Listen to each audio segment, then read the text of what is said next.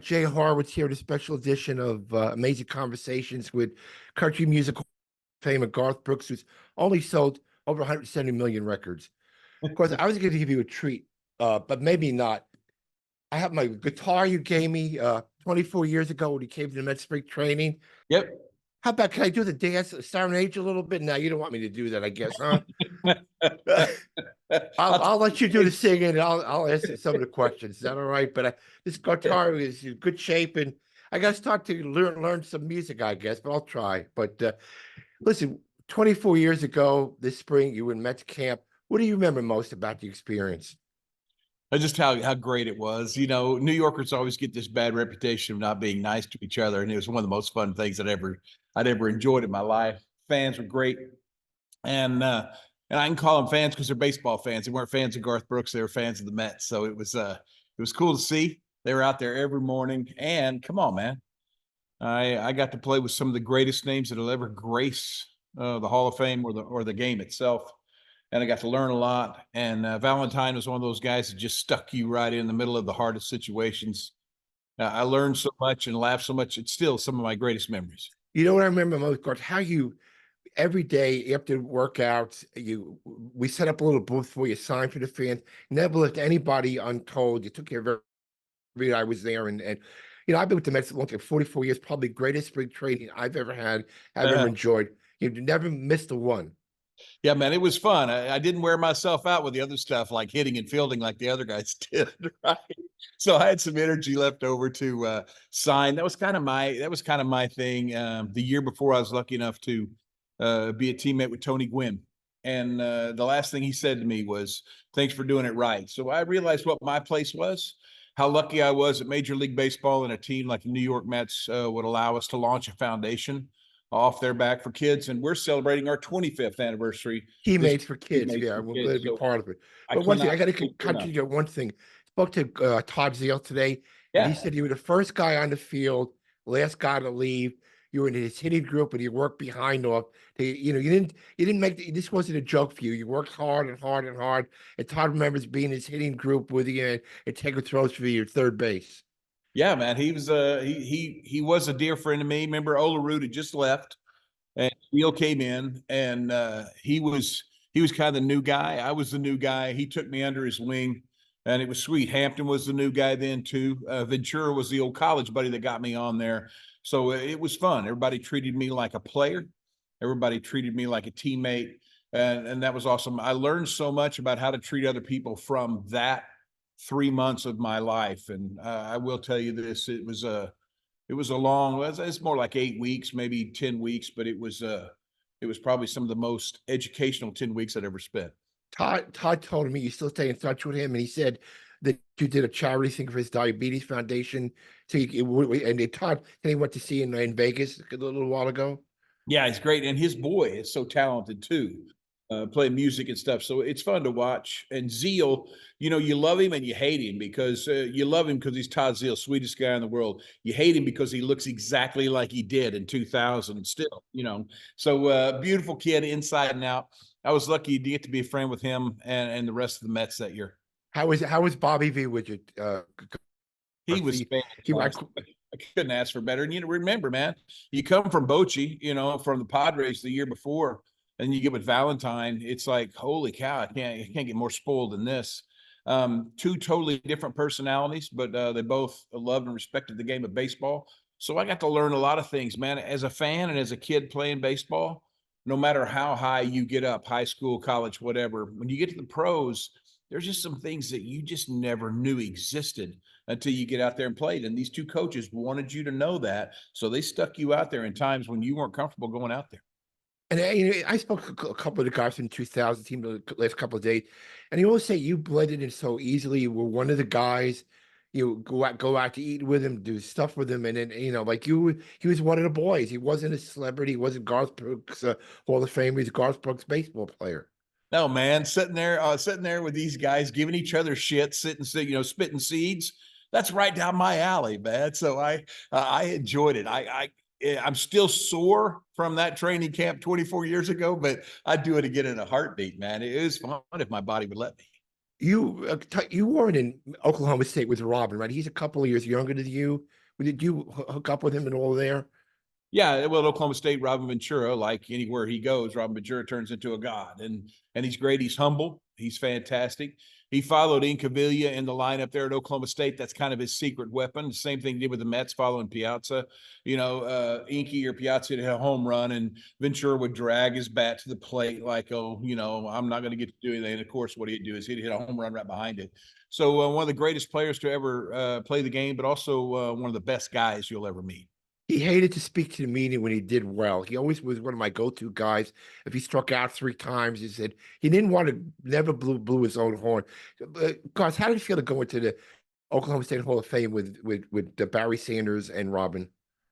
Well, it's great. I mean, let's talk about Oklahoma State. We all love Oklahoma State. We're all Cowboys, and we will be till the day we die. Now let's talk about the human Hall of Fame. Who else would you rather go in with than Robin Ventura and Barry Sanders? Are you kidding me? Two of the most humble guys you'll ever met. While at the same time, two guys that probably hold records in college and pro that will never be touched. Yeah, I mean, what did you, I know something with the guys you spoke to is Franco, and Johnny told me a story that he was supposed to go with me, had to go back to Nashville down to see Bruce Springsteen in a concert. You couldn't go, but you let them in their truck to get the boys down. I don't know if you remember that. Yeah. He was great. Franco saved my life a million times because they'd let me play first base every now and then. Crazy as it was, they'd let me play first base. And he's coming off. He's going to make a pickoff move, and I'm sitting there staring right at the batter. The whole time he's going to make the pickoff move. I look up, and his arm looks like it's 20 feet because he's trying to hold on to the ball before he hits me in the head with it. And he's great, man. And what I loved about Franco is, and I'll take it with me till the day I die too, is competitiveness. Mitch was competitive, man. It was you or him, and most of the time he was the one that won. So it was just yet another one of those pages in that spring training that still sticks with me and still drives me whenever I need that competition edge or I need that humble edge, whatever. You got plenty of guys to choose from. Yeah, you were bonding for us that year. After this big training, we went to Japan. We went on to win the pennant that year, and I know the guys wanted to make sure you got a ring. Do you still have it someplace, NL championship ring?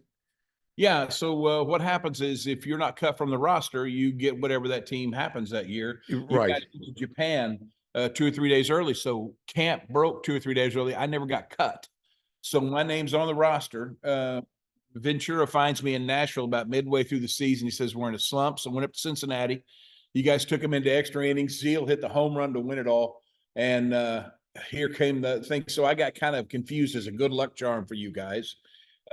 You made it all the way to the series, and you're down 0-2 when you guys called me to come up to the series. So I come up there for game 3. I'm late getting up there. Everyone's bitching at me, yelling, "When are you late?" And when you guys parted and showed me my locker with all my gear, told me to suit up, man, first I started crying, but then I shit myself sitting out there with a lighter and those guys playing catch out there warming up for the World Series game. And that was the one game that the Mets actually won. So it was fun to get to be a part of that team. In addition to that 2001 team, we had the 9/11 hit New York, and with a great bunch of guys to deal with the tragedy. Zeile, Ventura, Leiter, Franco. It was just a great group of guys that carried over to the following year when the towers went down. It was a good thing to be part of. Guys, tell me, look at you. Think you got a track scholarship to Oklahoma State? Yeah, I was lucky enough. My brother was an All-American, and he was a hurdler there, and he got me a partial scholarship to throw. I played quarterback, center field, so I threw things. So he gave me a javelin. And so went and entered a couple of AAU meets. I was lucky enough to do well in both of them. So I was offered a scholarship and for 4 years. But it's sports, man. It's an instant family.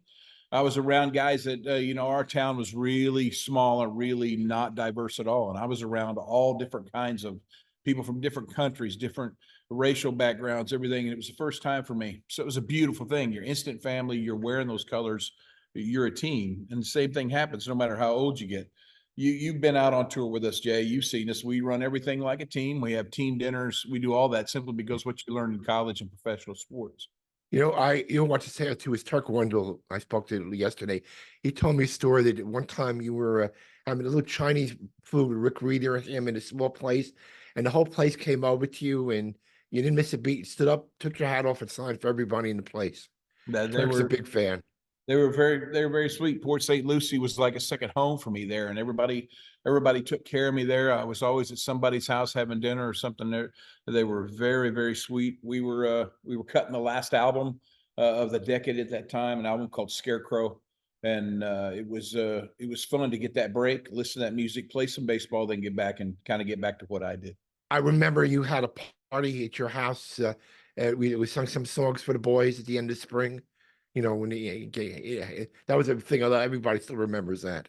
Yeah, that's fun because, you know, the whole spring training, they're telling you, Brooks, don't quit your day job. So when you break out the card, these guys want to sing and play. It's fun when they're done. Everybody's impressed. You look at them and go, don't quit your day job. It's fun to give each other shit and give each other love all at the same time. Do you still follow the Mets a little bit, Garth? I mean, I know you have other stuff going, but do you still? No, man. I'm a huge fan of baseball. I have ever since I was a baby. Roberto Clemente was my guy. He was a god to me. And when he passed away when I was 10 years old, around there, and I promised him that day that we would do some kind of foundation with baseball and sports. It took me a while, but in 1999 we launched Teammates for Kids, and keep up with all kinds of sports. Baseball is my thing that I can go to and just go to a game and relax. I love baseball. I love to talk baseball. I love to watch baseball. I love to learn baseball. So yeah, I'm very interested. I remember it's still going, right? It's the 25th anniversary. Oh yeah. Our guys used to have a show in Vegas, and a lot of the guys would go there and watch you perform. And you know, I know you got a lot of our guys were partners in that with you. Remember.